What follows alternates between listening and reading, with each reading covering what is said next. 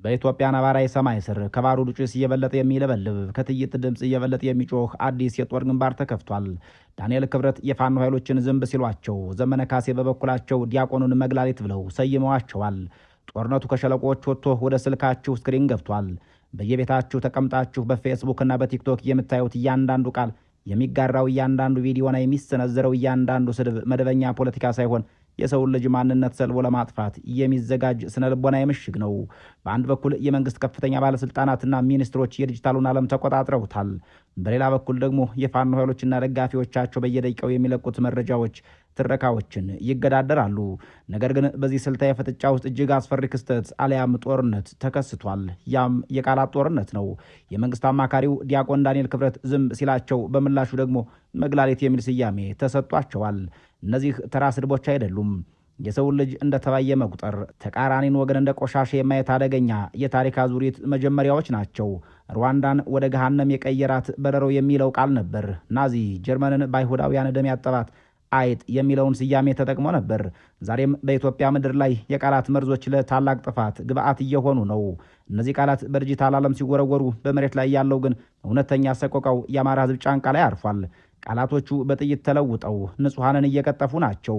ዛሬ በአማራ ምድር የእርሻ ማሳዎች ወደ ጦር ምሽግነት ተቀይረዋል። እናቶች በየደጃፋቸው ላይ የሰላም አየር መተንፈስ ከብዷቸዋል። የድሮን ድምፅ የሰማይ ሲሳይ በሆነበት፣ የከባድ መሳሪያ ጩኸት አውድማውን በበተነበት በዚህ ዘመን ህዝቡ በሁለት ሰዓት መዓል ወድቆ እየማቀቀ ይገኛል።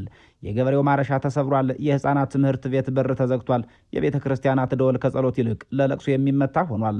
ይህ ጦርነት በማህበራዊ ሚዲያው ላይ እንደ ድል ዜና የሚወራ ሳይሆን ትውልድን የሚቀብር፣ ታሪክን የሚያቆስልና የአብሮነትን ገመድ የሚበጥስ የቁም ስቃይ ነው። የተከበራችሁ የበራፍ ቲቪ ቤተሰቦች፣ በዛሬው ዝርዝር ዘገባችን በማህበራዊ ሚዲያውና በመሬት ላይ ባለው እውነት መሃል ያለውን ገድል እንፈትሻለን። ቃላት እንዴት የሞተ ፈቃድ እንደሚሆኑ፣ ሚኒስትሮችና ታጣቂዎች የጀመሩት የዲጂታል ፍልሚያ በመሬት ላይ ያለውን ህዝብ እንዴት ሰለባን ስላደረገው በጥልቀት እንመለከታለን። ይህ ዘገባ መረጃ ብቻ አይደለም፣ የህዝብ ሮሮ፣ የንጹሐን ዋይታና የታሪክ ማስጠንቀቂያም ጭምር ነው። እስከ መጨረሻው አብራችሁን ቆዩም። በኢትዮጵያ ወቅታዊ ሁኔታ በፋኖ ኃይሎችና በመንግስት መካከል ያለው ግጭት ከታጠቀው ኃይል ባለፈ የስልክ ስክሪኖችንና የኪቦርድ ቁልፎችን ወደሚጫኑበት የዲጂታል ምሽጎች ተሸጋግሯል። ጦርነቱ ድምፅ በገደልና በሸለቆዎች ብቻ ሳይሆን በፌስቡክ፣ በቲክቶክና በትዊተር ወይም በኤክስ የግድግዳ ገጾች ላይም በከፍተኛ ፍንዳታ እየተሰማ ይገኛል። ይህ አዲስ ግንባር በሚኒስትሮች መግለጫና በፋኖ ኃይሎች ደጋፊዎች የቀጥታ ስርጭት መካከል የሚካሄድ የተመልካቹን ቀልብ የገዛ የስነ ልቦና ጦርነት ሆኗል። በአንድ በኩል የመንግስት ከፍተኛ ባለስልጣናትና ሚኒስትሮች ማህበራዊ ሚዲያን እንደ ዋነኛ የመረጃ ማሰራጫ መሳሪያ ተጠቅመውበታል። የሚሰጧቸው መግለጫዎች፣ የሚያጋሯቸው ምስሎችና የድል ዜናዎች ዓላማቸው የህዝቡን አመኔታ ለማግኘትና ዓለም አቀፉን ማህበረሰብ ለማወናበድ አለያም ለማሳመን የታለመ ነው። በሌላ በኩል የፋኖ ኃይሎችና ደጋፊዎቻቸው በዲጂታሉ ዓለም ያሏቸው ተሰሚነት ቀላል የሚባል አይደለም። ከመሬት የሚለቀቁ ተንቀሳቃሽ ምስሎች፣ ወቅታዊ መረጃዎችና የደጋፊዎች ንቅናቄ የመንግስትን ትረካ በየሰከንዱ የሚገዳደሩ ሆነዋል። ይህ በማህበራዊ ሚዲያው ላይ የሚካሄደው ፍልሚያ ከመደበኛው ውጊያ በበለጠ ፍጥነት የሰዎችን ስሜት የመቆጣጠር አቅም አለው። ሚኒስትሮች ረጅም መግለጫዎችን በሚያወጡበት ቅጽበት በተቃራኒው አጫጭርና ተጽዕኖ ፈጣሪ የሆኑ ምሳሌያዊ መረጃዎችም በማህበራዊ ሚዲያ ሰራዊት አማካኝነት ይሰራጫሉ። እያንዳንዱ ላይክ፣ ሼርና አስተያየት እንደ ጥይት ተቆጥረው የደጋፊውን ሞራል የመገንባት ወይም የተቃራኒውን ወገን ተስፋ የማስቆረጥ ሚናም እየተጫወቱ ናቸው። ጦርነቱ ወደ ማህበራዊ ሚዲያ መዞሩ መረጃን እንደ ጦር መሳሪያ የመጠቀም ስልት መጎልበቱንም አረጋጋጭ ይሆናል። በሁለቱም ወገኖች በኩል የሚደረገው የቃላት ምልልስ፣ በቪዲዮ ክሊፖች ዝውውርና የሃሽታግ ዘመቻዎች ከትክክለኛ ውጊያ ባልተናነሰ ማህበረሰቡን ለሁለት የከፈሉ ሆነዋል። ቴክኖሎጂው የጦርነት አውድማ ሆኖ ማገልገሉ ግጭቱ በአካል ከሚሳተፉት ባለፈም በቤት ውስጥ የተቀመጠውን ተመልካችም ቀጥተኛ ተሳታፊና ዳኛ አድርጎታል። የፋኖ ኃይሎችና የመንግስት ሚኒስትሮች በዲጂታሉ ዓለም የጀመሩት ፍጥጫ የጦርነቱን ትርጉም ሙሉ ለሙሉ ቀይሮታል። በጠመንጃ ፈሙዝ የሚገኘው ድል ብቻውን በቂ እንዳልሆነ የታመነበትም ይመስላል። ይልቁንም በማህበራዊ ሚዲያው የሚሰፍነው ትረካና የህዝብን ልብ የመቆጣጠር ስልት የላቀ ዋጋ ተሰጥቶታል። ጦርነቱ ከመሬት ይልቅ በሰው አእምሮ ውስጥ እንዲካሄድ የተደረገበት ይኸው የዲጂታል ዘመቻ በኢትዮጵያ ፖለቲካ ውስጥ መረጃን የመቆጣጠር አቅም የኃይል ሚዛኑን የት ጋር እንደሚያሳርፈው ትልቅ ማሳያ ይሆናል። ለዚህም ነው ሰሞኑን የፋኖ ኃይሎች አንድ እንሆናለን ማለታቸውን ተከትሎ የጠቅላይ ሚኒስትሩ ማህበራዊ ጉዳይ አማካሪ ሚኒስትሩ ዳንኤል ክብረት የዝንብ ስብስብ መግላሊት አይከፍትም ማለታቸው፣ የፋኖ ኃይሎች በበኩላቸው የጉንዳን ገመድ ነብር አያስርም ሲሉ የተደመጡት በእርግጥ በኢትዮጵያ መንግስትና በፋኖ ኃይሎች መካከል ያለው ግጭት ከጦር ሜዳ ውሎ ባልተናነሰም በማህበራዊ ሚዲያውና በመገናኛ ብዙሃን በሚለቀቁ መርዛማ ዘይቤ ያገላለጾች አዲስ ምዕራፉን ይዟል። የጠቅላይ ሚኒስትሩ አማካሪ ዲያቆን ዳንኤል ክብረት ፋኖችን ዝንብ በማለት የገለጸበት ንግግራቸው እናም በምላሹ ከፋኖ ደጋፊዎች ወገን ለመንግስት የተሰጠው መግላሊት የሚል ስያሜ የኢትዮጵያን ፖለቲካዊ ትግል ከሀሳብ ፍጭት ወደ ስነ ልቦና መቃቃር አውርዶታል። ይህ አይነቱ ሰዎችን ከሰውነት ተርታ የማውጣት ስልት በታሪክ ውስጥ ለከፋ እልቂትና ግጭት መነሻም ሲሆን ይታያል። ዳንኤል ክብረት የተጠቀሙት ዝንብ የሚለው ቃል ተቃራኒውን ወገን እንደ ረባሽ ቆሻሻ ላይ እንደሚሰበሰብና መወገድ እንዳለበት ተባይ አድርጎ የመሳል ምልክት ነው። በሌላ በኩል መግላሊት የሚለው ቃል ስርዓቱን እንደበከተ መቆረጥና መፍሰስ እንዳለበት ቁስል አድርጎ የማቅረብ ዝንባሌን ያሳያል። ሁለቱም ወገኖች ተቃራኒያቸውን እንደ ሰው ሳይሆን እንደ ባዮሎጂያዊ ስጋት መሳላቸው የንግግር ጦርነቱን አስፈሪ ያደርገዋል። ዓለም አቀፋዊ የታሪክ ተሞክሮች እንደሚያሳዩት እንዲህ ያሉ አደገኛ ዘይቤዎች የጅምላ ጭፍጨፋዎች ዋነኛ መሳሪያዎች ናቸው። እንደ አውሮፓውያን ዘመን አቆጣጠር በ1994 ዓ.ም በሩዋንዳ የተከሰተው የዘር ማጥፋት ወንጀል ዋነኛ መነሻው የሁለቱ ጽንፈኞች ቱትሲዎችን በረሮዎች በማለት መጥራታቸው ነበር። ይህ መጠሪያ ገዳዮቹ ሰዎችን ሲገድሉ እንደ ሰው ሳይሆን እንደ ተባይ እንዲቆጥሯቸው በማድረግ የህሊና ጸጸትን እንዲያስወግዱ ረድቷቸዋል። በተመሳሳይ መልኩ በናዚ ጀርመን ወቅት አይሁዳውያን ተባዮችና አይጦች ተብለው መፈረጃቸው ለሆሎኮስት እልቂት የህዝብ ድጋፍ ለማሰባሰብ ጥቅም ላይ ውሏል።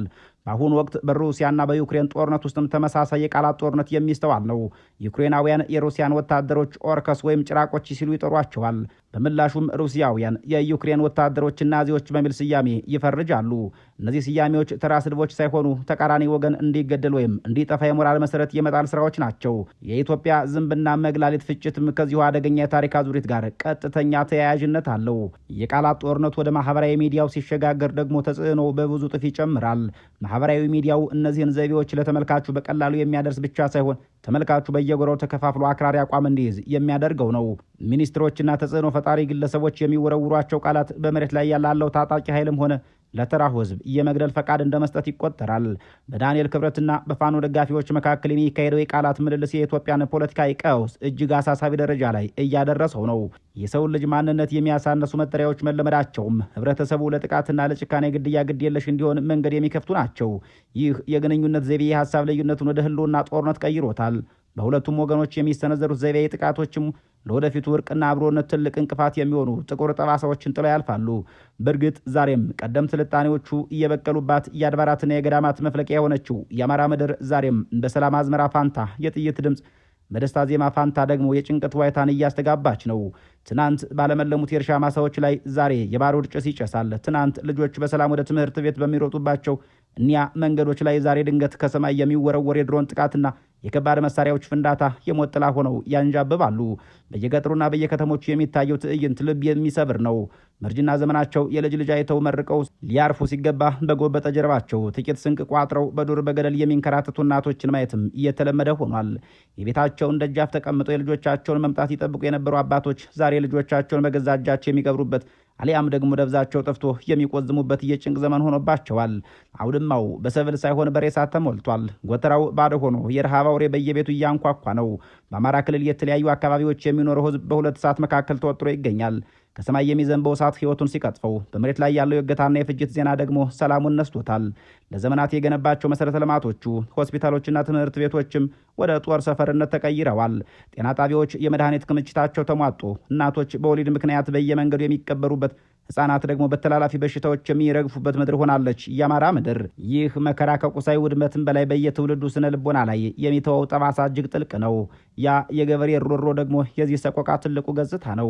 ማረሻውን በትከሻው አንግቦ ወደ እርሻው መሄድ የናፈቁ የአማራ ገበሬ ዛሬ እርሻው የጦር ምሽግ ሆኖበታል። ማዳበሪያና ምርጥ ዘር ማግኘት ብርቁ በሆነበት በዚህ ወቅትም ተስፋው እየደበዘዘ የዕለት ጉርሱን ለማግኘት የሰው እጅ ወደ መጠባበቅ ደረጃ ዝቅ ብሏል። የአማራ ሕዝብ ላለፉት ዓመታት በደረሰበት መፈናቀል፣ ሞትና ስደት አሁን ካለ የጦርነት ቀውስ ጋር ተዳምሮ ህልውናውን ክፉኛ ፈትኖታል። የአማራ ሕዝብ እየከፈለ ያለው ዋጋ ከቃላትም በላይ ነው። ጦርነቱ ያስከተለው ሰብአዊ ቀውስ፣ የኢኮኖሚ ውድመትና የማህበራዊ ትስስር መላላት ምድሪቱን ወደማያልቅ የሐዘን አዙሪት ውስጥ እየከተታት ነው። የንጹሐን ደም በከንቱ መፍሰስ፣ የቤተሰብ መበተንና የወደፊት ተስፋ መርገፍ የአካባቢው የዕለት ገጽታ ሆነዋል። ይህ በዝምታና በጩኸት መካከል የሚካሄደው ስቃይ በታሪክ መዝገብ ላይ የማይረሳ ጥቁር ጠባሳ ጥሎ የሚያልፍና የሰላምን ዋጋ እጅግ ውድ ያደረገ አሳዛኝ ክስተት ነው። በዚህ ሁኔታ ውስጥ ደግሞ በሚኒስትሮች የተከፈተበት የቃላት ጦርነት ሰብአዊነትን የሚሰማቸው አካላት እንዳይደርሱለት የሚያደርግ ይልቁንም ከሰብአዊነት ክብሩ ዝቅ የሚያደርግ ነው። የቃላት ጦርነቱ ደግሞ መነሻው የፋኖ ኃይሎች አንድ ለመሆን ያሳዩት ቁርጠኛ ውሳኔ መሆኑን አንድ ሚኒስትር ለዘጋቢው ተናግረዋል። በእርግጥ በኢትዮጵያ ፖለቲካዊ ታሪክ ውስጥ ማዕከላዊ መንግስታት ሁልጊዜም እጅግ የሚፈሩት አንድ ክስተት አለ።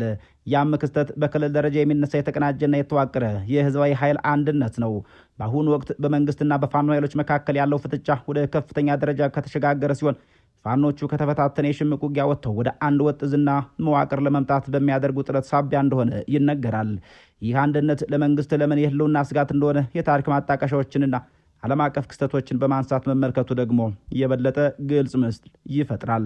መንግስት የፋኖ ኃይሎችን በየጫካው ያለ ስብስብ ወይም ስርዓት አልባ አድርጎ መሳል ይፈልጋል። የተበታተነ ኃይል ደግሞ የፖለቲካ ጥያቄው ጎልቶ አይሰማም። በዓለም አቀፉ ማህበረሰብም ተቀባይነቱ ያን ያክል ነው። ያም ሆኖ ፋኖዎች በአንድ ስር ሲሰባሰቡ ከታጣቂነት ወደ ፖለቲካዊ ግንባር ይሸጋገራሉ።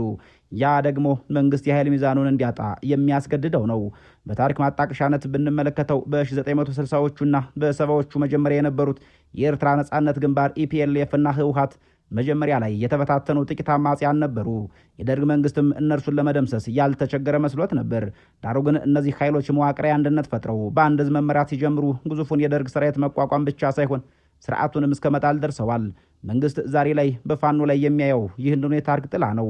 በእርግጥ በኢትዮጵያ ማዕከላዊ መንግስትና የክልል ኃይሎች ፍጥጫ አዲስ አይደለም።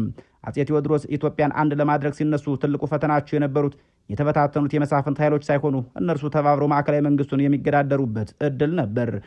አጼ ቴዎድሮስ ሁሉንም በጀል አድርግ በሚሉበት በዚያ ወቅት የየአካባቢው መሳፍንት አንድነት መፍጠር መጀመራቸው ለውድቀታቸው ምክንያት ሆኗል። ዛሬም መንግስት የአማራ ክልል ፖለቲካና የጦር መዋቅር በአንድ ማዕከል ከተመራ የማዕከላዊ መንግስቱ ትዕዛዝና ቁጥጥር ዋጋ ቢስ እንደሚሆን በጽኑ የሚረዳው ነጥብ ነው። አንድ የተዋቀረ የፋኖ ኃይል ማለት በመሬት ላይ ካለው ሰፊ ህዝብ ድጋፍ ጋር በቀጥታ የሚገናኝ አማራጭ መንግስት እንደማለት ነው። ፋኖቹ አንድ ሲሆኑ ግብር የመሰብሰብ የፍትህ ስርዓት የመዘርጋትና የህዝብ አስተዳደር የመፍጠር አቅማቸው ይጨምራል። ይህ ደግሞ መንግስትን በክልሉ ያለውን አስተዳደራዊ መዋቅር ሙሉ በሙሉ ያፈርሰዋል። እዚህ ላይ ዓለም አቀፋዊ ማሳያዎችን በመጥቀስም ነገሩን የበለጠ ማጥራት አስፈላጊ ነው። በቪየትናም ጦርነት ወቅት ቪየት ኮንግ የተባለው ኃይል አሜሪካን ያሸነፈው በታጠቀው መሳሪያ ብዛት ሳይሆን ከህዝቡ ጋር በነበረው ጥልቅና እየተዋቀረ አንድነት ነው።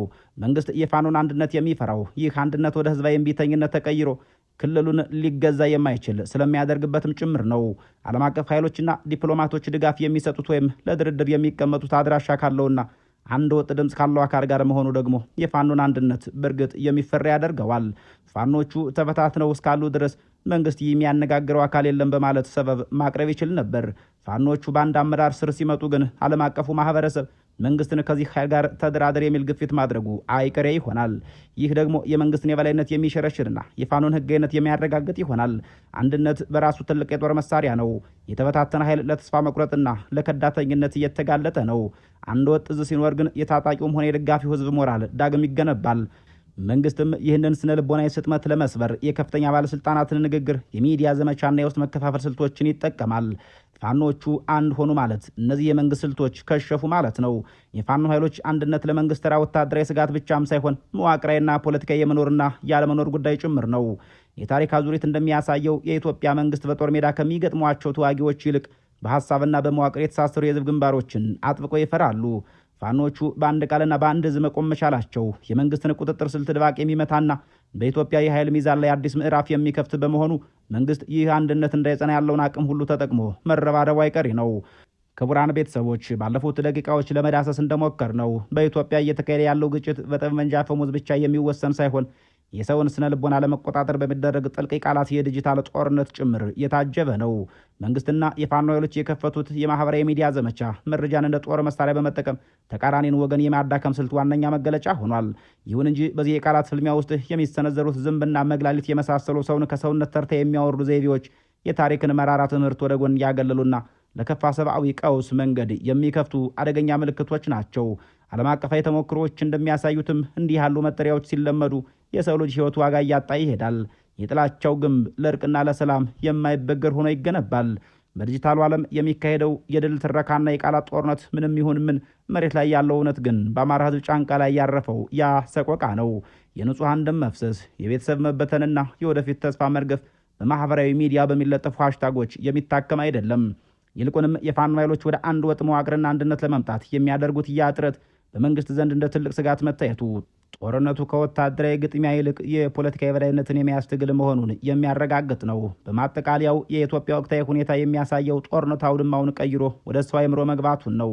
በማህበራዊ ሚዲያ የሚሰነዘሩ ትረካዎች በመሬት ላይ ያለውን ሰብአዊ ቀውስ እንዳይሸፍኑት መጠንቀቅም የሁላችን ኃላፊነት ይሆናል። ያ የቃላቱ ጦርነት ወደ ተግባር ተተርጉሞ ለትውልድ የሚተርፍ ጠባሳ ከመጣሉ በፊት በሰከነ መንፈስ ወደ እውነታው መመለስና ለንጹሐን ህዝቦች ሰላም ቅድሚያ መስጠት ከማንኛውም የፖለቲካ ድል በላይ የላቀ ዋጋ አለው። ቤተ መንግስት ባሉ ሚኒስትሮችና ጫካ ባሉ ፋኖዎች መካከል የተከፈተውን የማህበራዊ ሚዲያ ዘመቻ ያም የቃላት ጦርነቱን የቃኘንበት ምዕራፍ በዚሁ ተቋጭቷል። በሌላ ስንድት እስክንገናኝ ሰናይ ጊዜ እንመኛለን።